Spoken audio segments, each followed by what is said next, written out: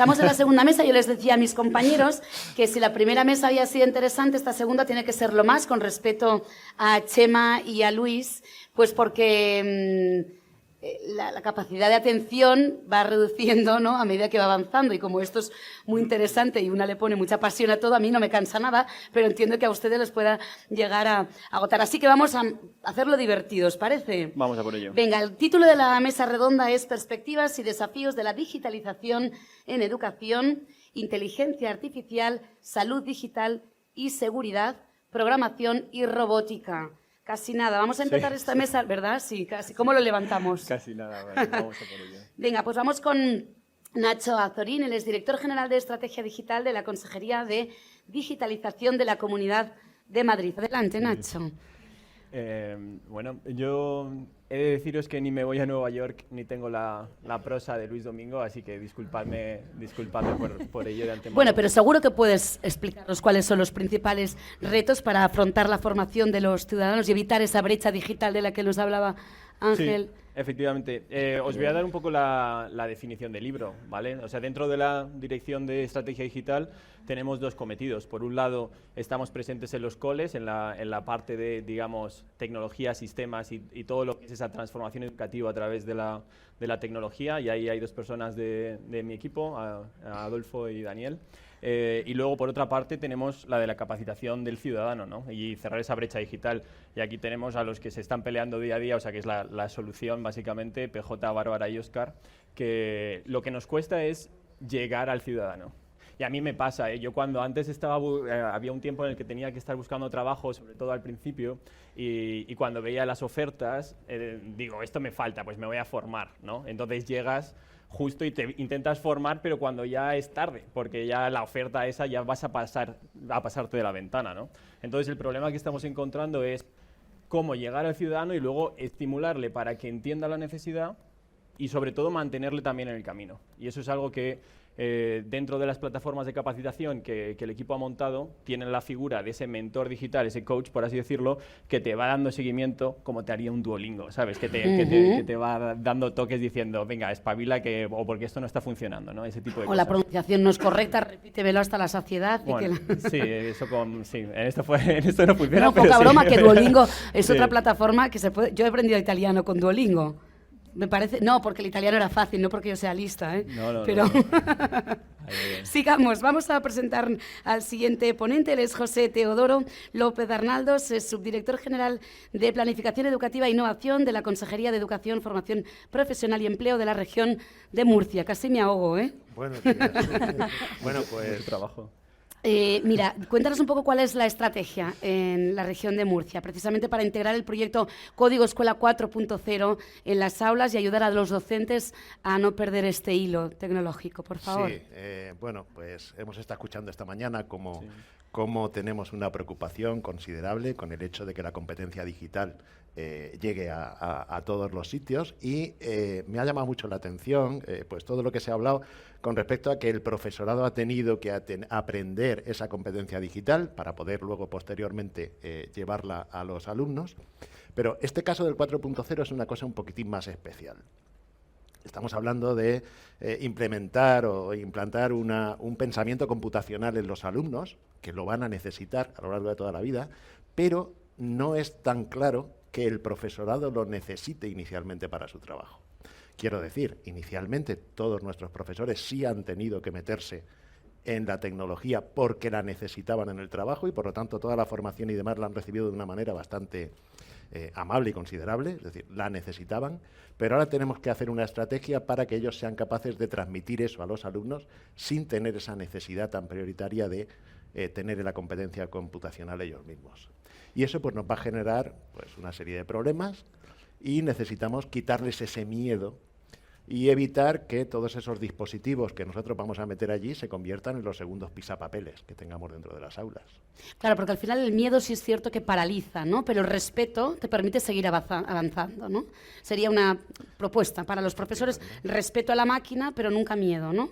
Bien, me parece una buena apuesta. Sigamos. Víctor Ramos, luego lo debatimos si no estamos de acuerdo. Venga, Víctor Ramos, él es el responsable de educación y investigación de Amazon Web Services. Me apasiona tu trabajo, o sea que cuéntanos un poco. Si quieres te hago la pregunta directa ahora o nos cuentas tú perfectamente. Si quieres y luego entramos. Venga, lo de la seguridad de los datos me parecía apasionante, ¿no? Sí. Si quieres, contextualizo un poco Amazon Venga, Web por Services favor, Educación. ¿qué es lo que hacéis? Sí. Nosotros promulgamos, ambicionamos que la educación esté siempre disponible para toda la vida y de manera muy personalizada. Y para ello, pues aceleramos la transformación digital de la educación en colaboración con todos. Y por eso un encuentro como estos, pues es muy de agradecer, donde nos juntamos con educadores, gente que representa a los aprendientes, administración pública, empresa privada, y creemos que es un trabajo juntos el conseguir ese objetivo que ambicionamos desde AWS Educación. Sobre el tema de la seguridad y la privacidad, si quieres que entre, ya sea en el ámbito educativo, industrial, financiero, la seguridad de los datos es algo absolutamente fundamental. En AWS tenemos varias medidas sofisticadas, tanto técnicas como físicas, para asegurar que no hay un acceso indebido a los datos y que toda la privacidad de los clientes y de los terceros, es decir, en este caso de los que usan Odilo, de los estudiantes, de los procesos de aprendizaje, de los centros de educación, esté siempre encriptado y de una manera segura y privada. Nosotros cumplimos con todos los estándares de seguridad más altos. El Esquema Nacional de Seguridad, por poner un ejemplo, en España, que es la máxima regulación que se le exige a la administración pública. Ponemos más de 300 funcionalidades y servicios para que las empresas lo utilicen, cumpliendo pues 143 certificaciones, una que nos suena a todos aquí mucho, como GDPR, pero otras tantas internacionales como FIPS, FedRAMP, HIPAA, que bueno, aquí no son tan conocidas, pero que sí que tienen un nivel de exigencia muy alto. Contestando a tu pregunta, los datos siempre seguros y siempre privados. Muy bien, luego hablamos también, ¿no? Porque seguro que los datos son algo que es una preocupación constante, no solo del sector educativo, sino de la ciudadanía en general, ¿verdad? Ainhoa, ya la conocemos, Ainhoa Marcos. Vamos a por tu pregunta, desde tu perspectiva en el ámbito educativo, pero también desde el ámbito empresarial. ¿Qué papel crees que juegan las empresas en cuanto a innovación educativa y colaboración entre público y privado, ¿no? Que llevamos toda la mañana hablando de esto. Cuéntanos un poco más esta idea.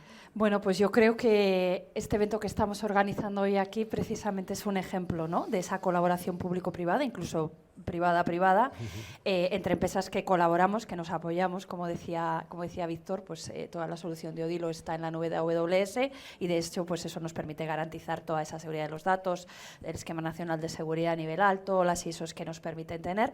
Y claro, muchas veces para las administraciones pues el poder desarrollar en casa, ¿no? Esas plataformas, esos sistemas, pues a veces es difícil. Yo en mi carrera me he encontrado muchas veces con distintas instituciones educativas que han querido montar sus propias plataformas, que han dado sus pasos y es muy loable, pero muchas veces al cabo de unos años se encuentran con unos esfuerzos muy grandes pues por tener todos esos sistemas, por mantenerse al día, ¿no? No pueden invertir lo mismo en mantenerse al día y en poder integrar, como nosotros hemos integrado rápidamente, algoritmos de inteligencia artificial, el poder desarrollar todo esto y después de unos años pues nos dicen es que realmente necesitamos un experto, alguien que tenga un equipo de 300 personas que se va a poner a mi disposición para desarrollar esto y terminan confiando en nosotros, ¿no? Yo siempre digo esto es como tú puedes guardar tu dinero debajo del colchón, pero realmente yo prefiero tenerlo en el banco, que sé que son los expertos en esa seguridad y los que me lo van a mantener, me van a generar una rentabilidad, ¿no? Entonces, bueno, pues nosotros a lo largo de nuestros años, como comentaba Rodrigo, más de 10 años trabajando con instituciones educativas, pues nos ha permitido ir aprendiendo de sus necesidades e ir desarrollando una solución tan a medida que al final, bueno, pues las instituciones educativas confían en nosotros para desarrollar esas soluciones y bueno, pues entiendo que en ese sentido esa colaboración público-privada pues es fundamental porque nos permite, ¿no?, apoyaros a todos vosotros en estas iniciativas. Vamos a hablar un poco de cuáles son los principales retos, así a corto plazo, ¿no? No sé si me supone más fácil hablar a corto plazo o a largo plazo, depende de cada una de vuestras parcelas, entiendo. Sí, yo me lanzo. Lo que tiene la Dirección de Estrategia Digital es que es bastante amplia dentro de la... Para contextualizar, la Consejería de Digitalización se crea como apuesta personal de la presidenta Isabel Díaz Ayuso esta legislatura. y engloba desde el estudiante, desde la parte de colegios hasta la parte de ciudadano que estamos hablando. Así que hitos a corto plazo de los dos frentes, y espero no aburriros con ello. La parte ciudadana, tenemos a través de CEIM, se nos comunicó que hay vacantes o una necesidad, digamos, de 41.000 puestos de trabajo de carácter tecnológico, ¿no? Entonces, estamos viendo, y ese es el gran reto, ¿no?, cómo acelerar, cómo generar esa churrera, ponerla en marcha, por así decirlo, de formativa, que es lo que estaba hablando antes con Rodrigo, de cómo replicar un modelo escalable para formar a los ciudadanos en eso que necesitan las empresas, ¿no? Entonces, nosotros tenemos aquí dos patas. Una es el Consejo Asesor de Transformación Digital, en la que tenemos en torno a 80 empresas tecnológicas del carácter de Microsoft, IBM, Google, y nos están transmitiendo sus necesidades, y eso es lo que estamos ahora conveniando, pero que necesitamos algo más escalable para dar respuesta a las empresas y que esos proyectos de innovación no gripen. Y por lo tanto, el gran proyecto, digamos, el gran objetivo es ese, la transformación del PIB de la región para que sea eminentemente tecnológico. Y eso por un lado, y es el gran reto, y de ahí hablaréis, y me escucharéis hablar del plan de choque tecnológico, ¿no? Y luego está la parte educativa, y ya no me enrollo. Digamos, mi rol es hacerle la vida complicada a David Cervera, que estaba hablando antes aquí, ¿no? Entonces, yo le tiro, digamos, la componente tecnológica encima, y él tiene que hacer para que los Pero lo profes... dices porque se ha tenido que volar a Nueva York y si te no, pilla no lo hubiese lejos. dicho. Claro, Si no, claro. no, Estando a Nueva York ya de camino, te pilla lejos volver a defenderse. Está su equipo aquí, así que se lo van a chivar seguro. Y luego yo también, no pasa nada. Entonces eso, luego nosotros estamos montando la parte tecnológica, que es verdad que comentabas, Ainhoa, antes, un poco la dificultad de tener esa soberanía, digamos, tecnológica dentro de las propias administraciones. Nosotros creo que tenemos en Educamadrid, por ejemplo, un gran baluarte que nos está ayudando a tener ahí una solución nuestra con protección de datos asegurada y demás, ¿no? Que eso es uno de los grandes retos también. Y ya lo que decía es también la parte, por ejemplo, de Escuela Código 4.0, ya tenemos los pliegos en la Secretaría General Técnica, como quien dice, o sea que están ya dentro del canuto de la administración, esperando a, pues eso, por Reyes, por Navidad, por así decirlo, regalar a los coles esos kits de robótica en los que, por eso decía, hacerle la vida complicada a David, hay que formar y en competencias de robótica a los coles, ¿no? Y lo mismo con otras muchas cosas. También la integración de la IA. Estamos viendo cómo utilizar la inteligencia artificial para no solo eficientar, eliminar la burocracia, que al final es lo que queremos, ¿no? Y eliminar esas tareas que seguramente sean hasta el 40% del trabajo de un profe o de un director de cole, sino también cómo puedes acelerar el aprendizaje del alumno. Que esto, ya sé que me estoy enrollando y perdona por esto. No, está bien, es interesante. Luego ya callarás porque habrán larillos. Claro, pero para mí, si tuviese que definir nuestro proyecto educativo, por lo menos en el corto plazo, está la parte de los datos, porque también tenemos los famosos raíces roble, que alberga mucha crítica, pero es que es un sistema apasionante y muy complejo. ¿Por qué crítica? Bueno, pues porque se aplica toda normativa y se puede llegar a hacer un poco pesado en la tarea administrativa de un director de cole o de una profe o lo que sea, ¿no? Entonces, pero tiene todos los datos, esa sangre, digamos, ese cerebro de la educación madrileña, ¿no? Entonces, tenemos raíces por un lado, al que hay que trabajar para aplicar esa capa de gobernanza del dato, preparar todo y ponerle soluciones tipo un Power BI o un Fabric que nos informe en tiempo real de cuál es la situación en los colegios. Porque ahora mismo es verdad que tenemos una idea bastante buena, pero necesitas información a tiempo real de cómo funcionan para armar tus políticas educativas. Eso por un lado, ¿no? Y luego ya está la parte de integrar nuevas herramientas, lo que hablaba y toda la parte de simplificación administrativa dentro de los coles. Se quejan mucho de, pues oye, tengo que hacer esto que es un aburrimiento, o me quita esto tiempo de enseñar. Entonces, la segunda pata del proyecto es qué es lo que te da por saco, por hablar mal y pronto, y eliminarlo. Dentro de lo que cabe, automatizaciones o simplificaciones normativas, lo que corresponda, ¿no? Y luego ya por último, integración de otras herramientas para acelerar el aprendizaje con IA, ¿no? Tenemos soluciones dentro de la propia administración, tanto con Educamadrid Max y con la parte del convenio de Microsoft que tenemos también.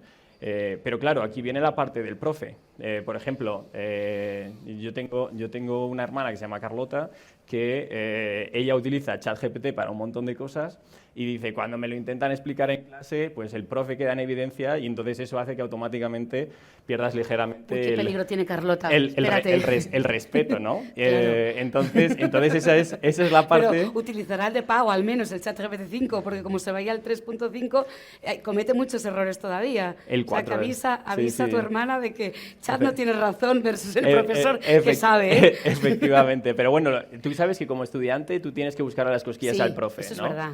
Pero me parece, y ya con esto termino, a mí me parece súper emocionante el cambio, porque yo he estudiado con un profesor de historia que le adoraré si me escucha y no pasa nada, que venía con las transparencias y las proyectaba en el techo. Wow. Tienes que tener narices en el techo y copiarlas a mano. Había pizarra y había soportes digitales y demás. Le daba igual absolutamente. Venía con su proyector, te ponía la lámina de transparencia, te la ponía en el techo, la leía, o sea que también tendría fisioterapia como parte del sueldo. Esto era, perdonadme, Nacho Azorín versus David Cervera con tu profesor y tú. Efectivamente. Claro, o sea, era fastidiarte. Esto estamos hablando de 2011, o sea que tampoco nos estamos yendo, estamos hablando de hace muchísimo tiempo. Es verdad que ha cambiado mucho, ¿no? Pero así. Entonces, bueno, pues eso. Vamos a facilitar también, en vuestro caso, la automatización de la burocracia. Hay que priorizar hay otros retos encima de la mesa. Ahora mismo, como reto más prioritario que tenemos, y volviendo al tema de la implantación del 4.0 y de aquello que nos va a llegar allí, y de conseguir que nuestros alumnos desarrollen ese conocimiento, ese computacional, nosotros vamos a optar inicialmente por meter una serie de equipamientos que ya tenemos definidos y que van a llegar próximamente a los centros, a los que obviamente les vamos a acompañar con una formación del profesorado que no puede ser de otra manera. Necesitamos que nuestros profesores conozcan las metodologías necesarias para poder llevar a cabo su tarea. ¿Están todos dispuestos a aceptar esta formación constante o hay algunos más reacios que otros? Hay algunos más reacios que otros, pero para eso vamos a trabajar a través de los planes digitales de centro que van a permitir que todo esto se incluya ahí dentro. Hay otra pata muy importante dentro de este sistema, que es el dotar al profesorado y a los alumnos de una plataforma integrada que les permita implementar dentro de las distintas asignaturas de aula el seguimiento de el desarrollo del pensamiento computacional. Creemos que la única manera que tenemos de vencer ese miedo, o una de las mejores maneras de vencer ese miedo que puede tener ese profesor a la hora de enfrentarse con esta novedad, es disponer de unos materiales y unas herramientas que les permitan dentro del aula pues manejarse de manera correcta y llevar a cabo todo lo que tengan que hacer, acompañado de un acompañamiento en los primeros momentos, de modo que como mínimo alguien te ayude a desembalar eso y te ayude a montar tu robot. Pero y estamos a hablando de tus alguien primeras presente en el clases. aula para cuando... Ah, qué bueno, vale. Sí. Así el profesor no está solo ante el peligro. Correcto. Y además va a tener ese libro del profesor que le va a permitir, cuando ya no esté esa persona, seguir esas actividades. O sea, el programa comprende el coordinador TIC, que se llama. Durante 2 años ese apoyo. Además, lo que pretendemos es que todas estas actividades el profesor pueda definir, el maestro pueda determinar en qué área, en qué materia, en qué momento las va a incluir. Dado que estamos hablando de cuestiones que son transversales y que se van a poder impartir en cualquier momento. Claro. No sé si, Víctor, nos puedes añadir alguna cosita más con respecto a esta presencia de algún tutor que esté apoyando al profesor en el aula mismo. Bueno, realmente herramientas que utilicen la IA dentro del ámbito educativo hay muchísimas. Yo ahí en AWS nuestra apuesta es un poco diferente al de otras tecnológicas. Sí. Más allá de trabajar con agentes conversacionales o aplicaciones específicamente diseñadas para un usuario final, nosotros entendemos que el potencial más grande es que empresas como Dilo, que están en la cadena intermedia, tengan todas las herramientas para ellos utilizar la tecnología y la IA en algo específico de educación, ¿no? Y esa es nuestra apuesta, y para eso le damos todos los modelos que están hoy disponibles. Habéis mencionado algunos de GPT. Hay infinidad de modelos hoy, algunos razonan muy bien, otros hacen resúmenes, unos generan audio, otros vídeos, cada uno tiene sus peculiaridades, y saber qué modelo usar porque algunos sabemos con qué están entrenados, otros no. Esto es un temazo, perdonadme que os lo diga. ¿Quién entrena estas máquinas? ¿Con qué objetivos? ¿Qué lobbies económicos, políticos hay detrás? Porque tuve la oportunidad de estar en Oslo en un encuentro del International Fact Checking Networking y precisamente salió a debate, ¿no? ¿Quién está detrás del Gemini de Google, por ejemplo? ¿Quién está detrás de ChatGPT de OpenAI, ¿no? ¿Qué intereses tienen? Estaría bien exigir, y por eso la ley europea intenta hacer un amago de, no sé si vosotros parte suficiente, la ley aprobada recientemente o no, pero ¿os inquieta el quién está detrás de esta, de esta formación del algoritmo o no? ¿O vamos a buscar, por ejemplo, plataformas contrastadas como la de Odilo, en la que los contenidos están suficientemente contrastados, porque el alumno puede aprender mucho más con una la fuente informativa, ¿no? Lo digo desde el punto de vista del periodista, ¿no? Para nosotros es importante saber quién está siempre detrás de la información que me ofrecen, cuáles son las intenciones, cuál es el interés político-económico, y debemos, a mi modo de ver, desarrollar el pensamiento crítico también para que la ciudadanía y los alumnos, por ende, sepan distinguir entre una cosa y la otra, ¿no? Ainhoa. Sí, totalmente de acuerdo, Montse. Ese reto está ahí, ¿no? Ese reto de sesgo que hablaba María del Ángel antes y que para nosotros es fundamental, y por eso, bueno, pues con más de 4 millones de piezas de contenidos de los principales proveedores educativos, pues podemos apoyar el desarrollo del aprendizaje y el desarrollo del conocimiento en fuentes fiables, en fuentes veraces, que son todos esos contenidos de calidad que además respetan esos derechos de autor. Pero más allá de ese reto del sesgo, habéis mencionado, yo creo, 2 retos también muy importantes. Uno es el reto de los datos, ¿no? Y el poder, ¿no? Al final, en educación somos de los sistemas que más datos se generan en el día a día. Y cuando hablo de datos es desde la observación del aula, la toma de notas, ¿no? Yo soy docente de la asignatura de Big Data en el máster de competencia digital docente de la UNIR, y ese es uno de los principales retos de los docentes, y no solamente de los docentes, sino de las administraciones educativas, ¿no?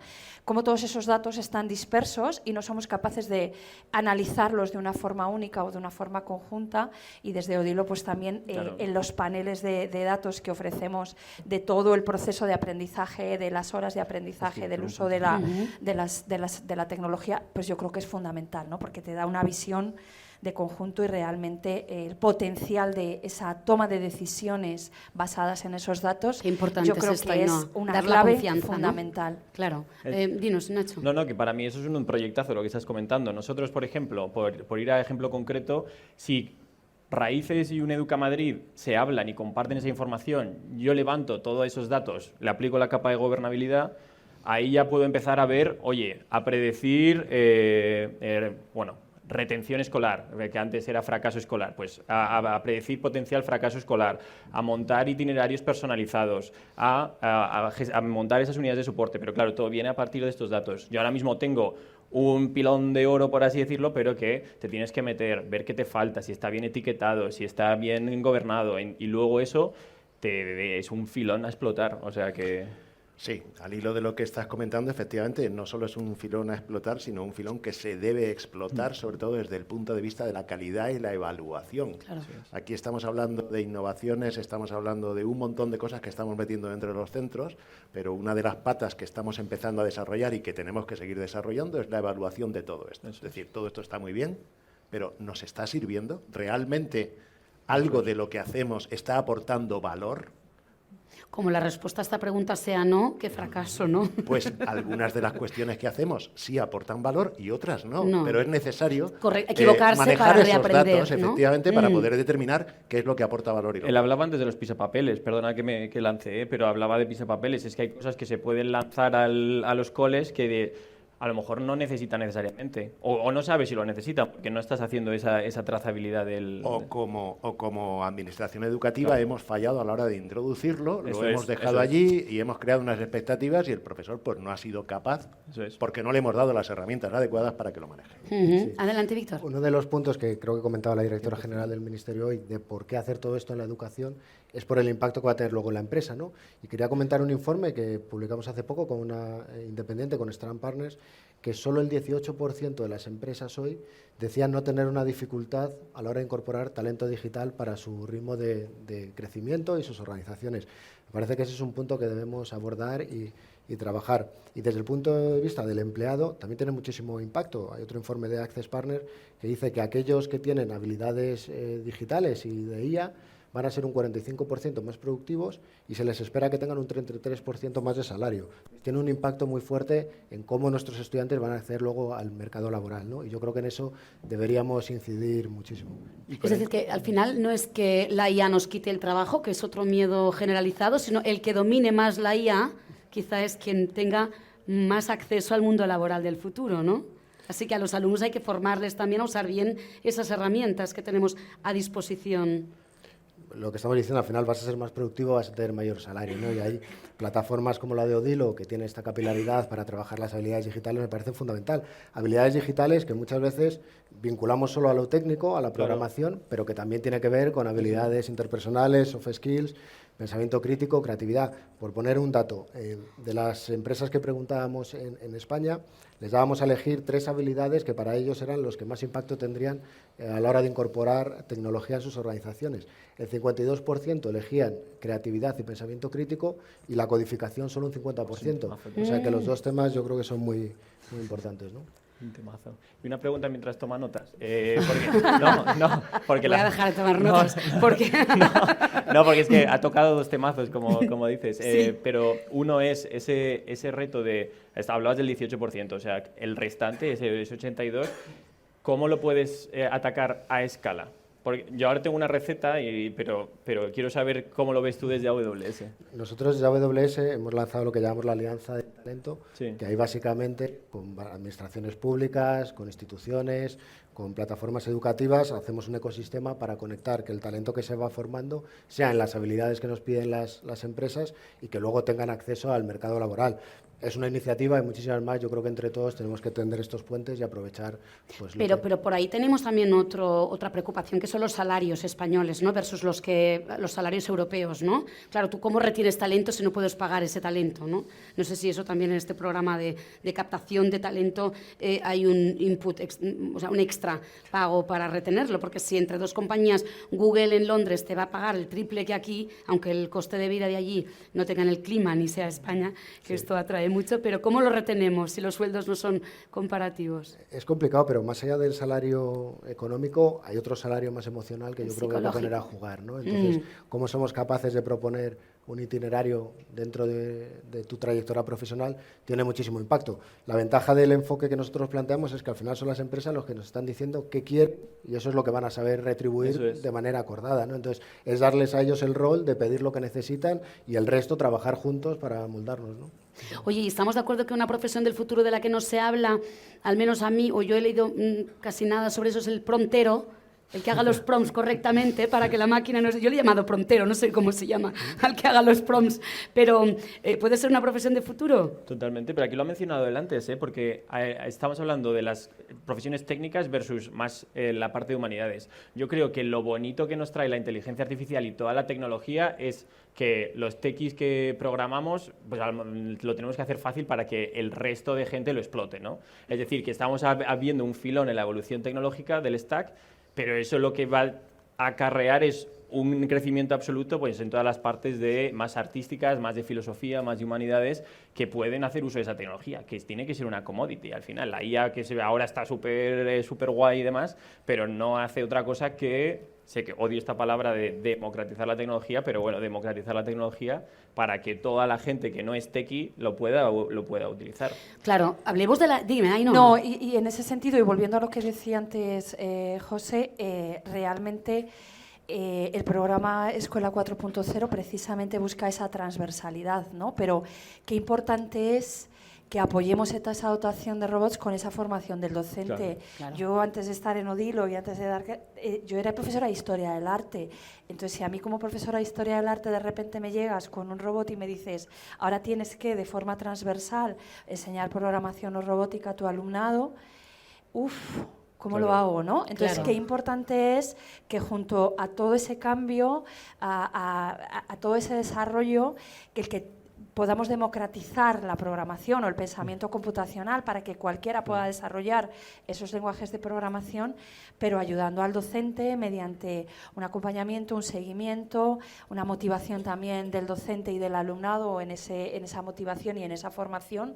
Y bueno, pues ahí también desde Odilo estamos trabajando en apoyar con plataformas. En Castilla y León, por ejemplo, con Innovacil ya estamos empezando a poner en marcha un proyecto de formación tanto del alumnado como del docente en esta parte de programación y de pensamiento computacional, porque si no, al final, como decíamos, ¿no? Puede haber un acompañante que esté ahí en mi aula y cuando ese acompañante se vaya, ¿qué voy a hacer? ¿No? Entonces, es fundamental que tenga siempre el acceso a esos recursos, a esa formación y a esa información a través y no solo afrontar ese miedo, ¿no? Ese acompañamiento del profesorado de forma permanente o puntual en un momento dado, sino también sobre la ética de la IA, ¿no? Que no hemos hablado sobre la ética de la IA, pero es importante también trasladar el respeto hacia la seguridad, sobre todo de las plataformas, pero también de los derechos de autor, ¿no? O al menos debatirlo, es decir, ¿qué hacemos con estas cuestiones en vuestros departamentos? Yo me voy a lanzar, voy a recoger el cable de lo que ha dicho Ainhoa antes, para ejemplificar lo que decía de hacerle la vida difícil a David Cervera. Por ejemplo, con este tema, yo podría pensar, joder, pues yo cojo como profe y digo, hago unas... Siempre voy al mismo ejemplo, pero unas pirámides de Egipto en Fortnite, por ejemplo, o tirando de Minecraft. Y entonces que luego el chaval o la chavala haga con prompts que le pregunte sobre ese escenario y aprenda, ¿no? Ahora, claro, yo puedo lanzar eso como a nivel estrategia, pero si no lo acompaño de cómo narices voy a formar al profe, no tiene una finalidad. Se te hace bola, se te hace vértigo y se te hace todo, ¿no? Sí. Entonces eso. Y luego ya, volviendo a la pregunta original, disculpadme que me voy por ahí, la parte de protección de datos y de ciber es muy importante, porque también eso hay que controlarlo, ¿no? Qué se dicen unos alumnos a otros, cómo se persiguen y demás, porque ha evolucionado. A mí cuando yo estaba en el cole me caneaban, ahora ya no te canean, ahora van por la parte de internet, ¿no? Por la parte de mandarte un correo, mandarte un chat, mandarte un tal, y entonces tienen que saber también, y hay herramientas fantásticas también, por ejemplo, no voy a comisión, pero la parte de Minecraft, que tiene ya mundos desarrollados que te permite aprender de una forma lúdica los peligros que tiene el mundo cibernético. Por ejemplo, es un mundo divertidísimo que os lo pasáis en 5 minutos y aprendéis que, pues oye, te viene alguien a decirte, oye, has pedido este paquete, has pedido esto, y entonces vas viendo todos los riesgos que tiene un chaval exponiéndose a todo el uso de la tecnología y enseñándole, porque no hay que temerla, sino aprender a usarla y a beneficiarse de ella, ¿no?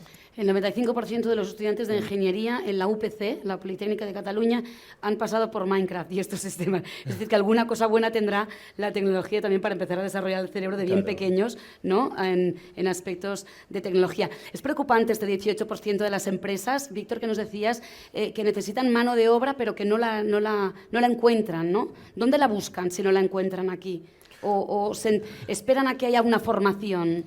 Bueno, yo creo que el drama de esto es que al final lo que ocurre es que se crece a un ritmo más lento del que podríamos crecer, entonces el impacto en la economía es menor.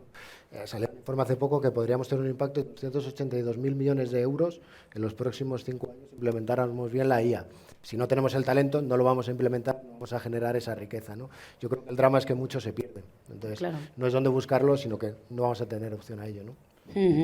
Ainhoa, no sé hasta qué punto podemos ayudar a generar este talento con plataformas educativas, porque hay datos, ¿no?, que demuestran que con una buena base educativa se puede llegar a tener una formación mejor.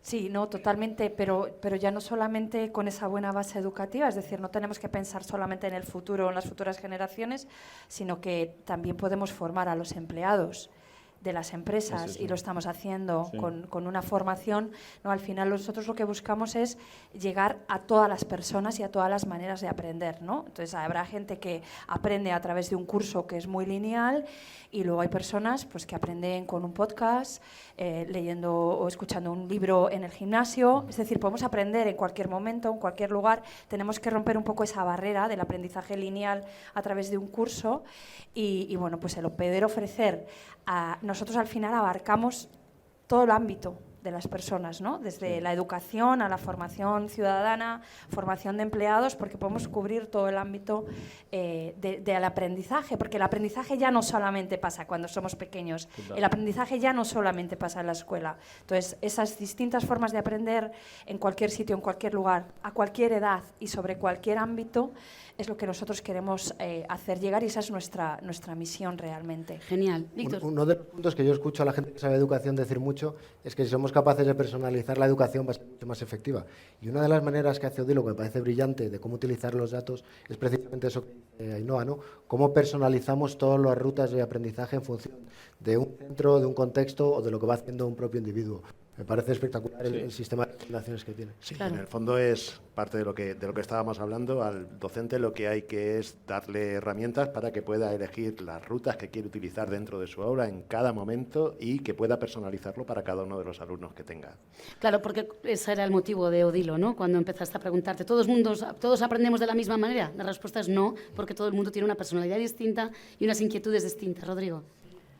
Son dos ángulos y me ha gustado mucho un segundo ángulo, ¿no? Que yo también veo un reto fuerte con la administración pública y las empresas, ¿no? Que es el trabajar por resultados. Por favor, con el micrófono así todos te oímos. Gracias, Rodrigo. Decías, ¿no? Que al final son dos partes, ¿no? El alumno, tú tienes un camino que tienes que elegir el tuyo, la organización tiene su propio mapa y tiene que medir el aprendizaje, ¿no?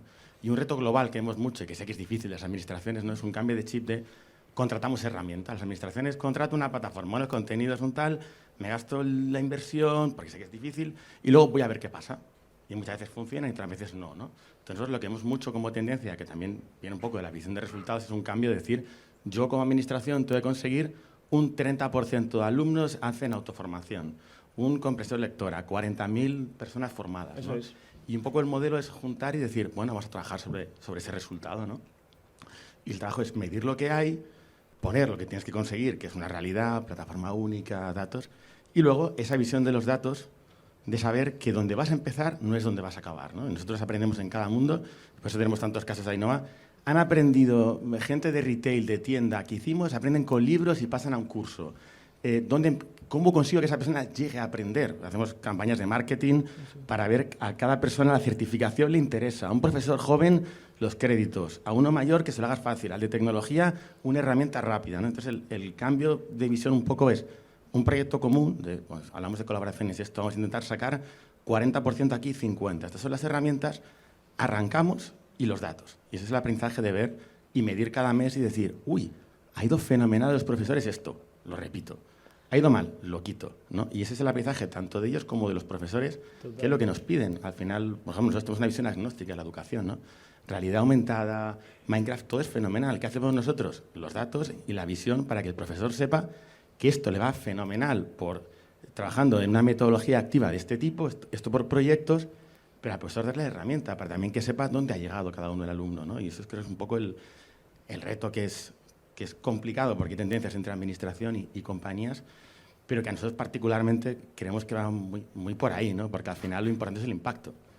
Y es trabajar desde el impacto para atrás y las herramientas. Nuestras herramientas no son importantes, lo importante es armar un proyecto para un resultado, ¿no? Y es un poco una reflexión de aquí de los suelos por los dos lados, ¿no? Mira, yo llevo 8, por recoger el guante ahí, llevo 8 meses en el puesto y espero creciendo. Y desde que entré, el equipo que montó el plan de capacitación digital, que están ahí PJ, Bárbara y Óscar, vienen diciendo todo el rato, medid, porque es lo que dices, es una cuestión de cada uno al final acabamos haciendo la guerra por nuestro lado, no nos hablamos, eso se ejemplifica muy bien en la distribución del componente 19 para aquellos que os haya tocado la suerte de administrarlo. Entonces te encuentras con notas de prensa de tu vecino acaba de hacer, tu vecino de casa, sí, me refiero. Sí. Acaba de hacer esta iniciativa y dices, pero madre del amor hermoso, si estamos haciendo lo mismo, estamos persiguiendo a la misma gente y demás, ¿no?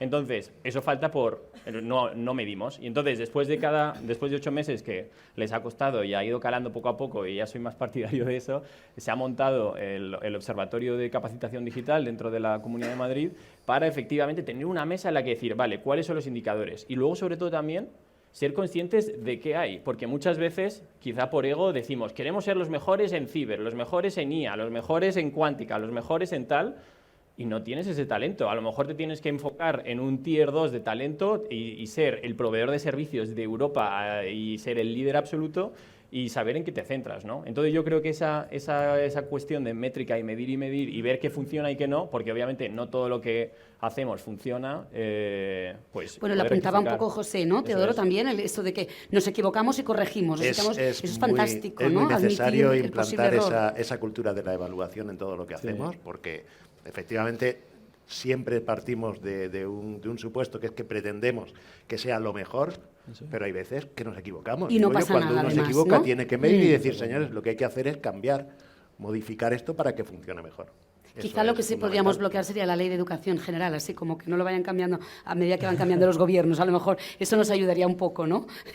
Pero no sé si es pedir mucho carta a los reyes. No, pero el gran problema de las equivocaciones de la administración es que si yo pongo en marcha un proyecto hoy, va a ver la luz, si meto los pliegos hoy, en 8 o 9 meses. No es inmediato, claro. Entonces, si la he cagado, con perdón, pues ya lo veremos cuando lo empiece a implementar. Al año siguiente. Y vuelvo a sacar los pliegos y, oye, legislatura terminada y aquí seguimos. Y te voy a volver a contar lo mismo en el siguiente panel de Odilo en 4 años, ¿no? Entonces, el modo servicio y el medir constantemente y algo que nos permita iterar más rápido es hacia donde hay que ir. Y si nos basamos en datos, Ainhoa, una pregunta. ¿Qué país sería ejemplar? ¿Hay algún país que digas, tiene unos datos, unas evidencias científicas que contrastan que su formación es mejor o sus plataformas son mejores que las que usamos? ¿O no? Tú que has estado en otras empresas multinacionales, ¿no? Yo creo, por mi experiencia, que a veces pensamos que lo que se hace fuera es mejor, y yo lo que he vivido y he trabajado con muchos países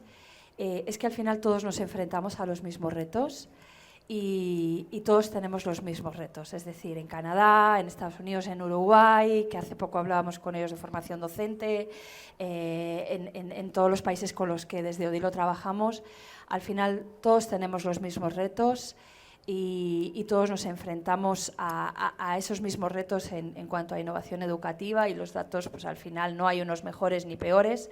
Tenemos una medición que nos mide la comprensión lectora del alumnado, y ahí, pues dependiendo del país, de las comunidades autónomas, pues los resultados son unos y otros. El informe PISA de Castilla y León, creo recordar, y de Madrid eran bastante, o sea, como no recuerdo el dato, creo que si tú lo tenías en mente o no, que eran como muy destacados, ¿no? Con respecto Sí. la evolución que habían hecho con respecto desde que tenían la plataforma hasta que... Sí, bueno, en el caso de Castilla y León, lo ha comentado antes Luis Domingo, ¿no? No solamente en comprensión lectora, sino también en comprensión matemática y comprensión científica, pues están no solamente los primeros en España, Luis Domingo, de los primeros del mundo, muy cerquita de Singapur, ¿no? Y es muy curioso porque en PISA, además, 20 puntos de diferencia en PISA equivalen a 3 cursos académicos. Toma ya.